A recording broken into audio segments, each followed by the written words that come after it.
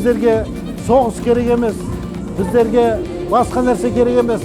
Біздерге жастарымыз осы қазіргі таңнан бастап, осы спорт саласында үлкен жарыстарға қатысып, сол өздерінің мемлекеттерінің туын аспанға желбіретіп, мемлекеттің атын шығарып атса, қандай керемет. Чемпионат Азии проходит на высоком уровне. Все дети рады, потому что это заслуги организаторов этого турнира. Им большое спасибо. Я сегодня соревновалась, и мои соперники были по силе равны мои. Я выиграла золото, попала в финал, и мне очень понравилось.